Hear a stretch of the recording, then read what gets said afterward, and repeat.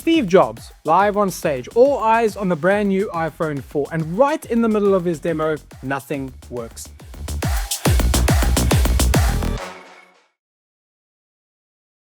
Today we're going to be breaking down one of the most famous keynote fails ever and what happened when Apple's King of Cool faced a live tech meltdown.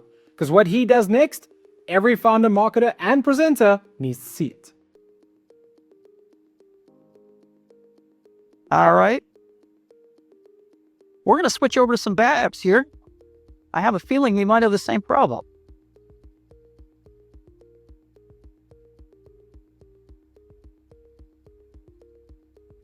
So he's facing a problem, and he keeps the room involved in what's going on, which keeps him in control of the situation rather than getting flustered about the issue that he is facing during this live tech demo. So, there we go. Yes, I know that. I don't want cellular video network.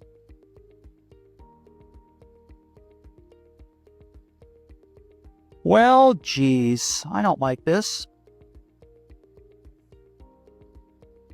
All right, let's go back to primaries. I'm afraid I have a problem, and I'm not going to be able to show you much here today. So after switching to another device, it's still giving him issues, and he taps to load the page, but nothing happens. I mean, a slight smile and a little bit of added humor aimed at the ill-timed pop-up kind of keeps, again, that room involved, and you can feel it. You can feel this tiny ripple of tension as he goes back to the initial device. So he's heard the room chuckle, and he's leaned into the idea of, okay, look, this is not ideal, but this is new tech, so let's just keep the presentation moving forward. Try one more time here.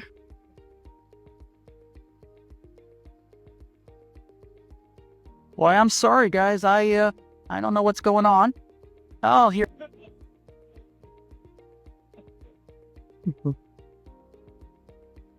Oh.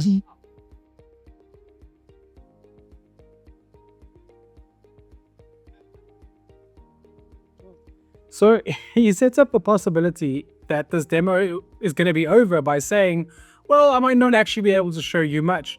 And rather than calling it there, though, he tries it again.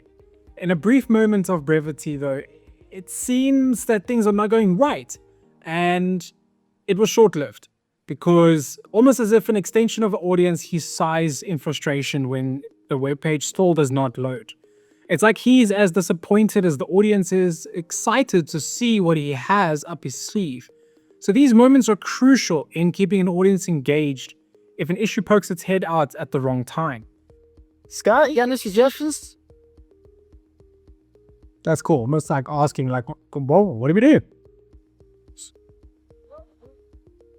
We're actually on Wi-Fi here, so all right. Now, before I begin number 6, our guys were running around like crazy backstage, as you might imagine. But we figured out why my demo crashed. Because there are 570 Wi-Fi base stations operating in this room. Okay, so this is a big thing, and I love what he did there, and it's important to take notes of this, is that he framed the actual problem itself as a sort of wow moment, right? The problem was that there were too many Wi-Fi devices that were operating in this same room, and the infrastructure couldn't actually cope with all of these devices. So keep in mind that this is 2010, so Wi-Fi isn't as sophisticated as what we have now. So the way he phrases it, Chaz, it almost suggests that he's actually impressed that the demo didn't just collapse altogether because of just how many devices were operating in this room. So these little moments do two things. They not only explain the problem for the audience to understand just what the issue is, and create a collective oh moment. Like the room itself actually solved this little mystery of that's why the presentation stopped working. Most presenters would have crapped by now. Or thrown into a backup video, kind of like a pre-rendered back loop type of thing. But Jobs, nah, he just stands there, composed, he's joking, he's rolling with it. And this is the part that separates a pitch from a performance. Okay? We can't deal with that. So we have two choices. Either I've got some more demos that are really great that I'd like to show you. So we either turn off all the stuff and see the demos, or we give up and I don't show you the demos. Would you like to see the demos or not? Okay, so where's the deal? Let's turn up the lights as a whole. Several hundred of these are these MiFi things too, by the way. So all you bloggers need to turn off your base stations, turn off your Wi-Fi. Every notebook, I'd like them to put them down on the floor. And all of you look around, I'd like you to police each other. If you want to see the demos, shut all your laptops, turn off all these Wi-Fi base stations, and put them on the floor, please. Twitter looked so different back then. So that was masterful. That was absolutely masterful. Jobs went from a problematic demo that might have ended prematurely to an audience engagement masterclass, right? He could have come out, he could have stomped his feet and demanded that the audience do what he's telling them to do, which is basically to shut down these Wi-Fi devices because, well, he needs it for his presentation. But instead, he doesn't blame anyone, he doesn't panic, he just takes control of the room. He asks the audience, well, if you want to see this demonstration that we've got going for you guys, well, you're going to have to help us out here and, cut out some of the devices that are operating in the room. And that's leadership.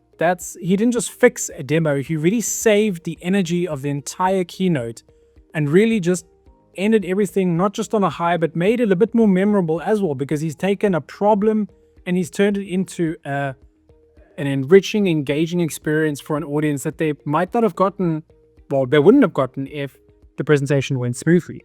This is why Steve Jobs was always known as more of a performer than he was a presenter.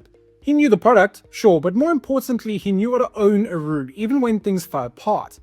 Here's what every founder should take away from this. It's not about the fail, it's about the recovery. If you control the moment, hold your ground, and stay human, that's what people remember. Seen a smoother recovery during a crash? I doubt it, but let me know in the comments. What would you have done up there? And if you love breakdowns of the biggest brand moments, the fails, the fixes, the legends, hit subscribe. There's plenty more where this came from.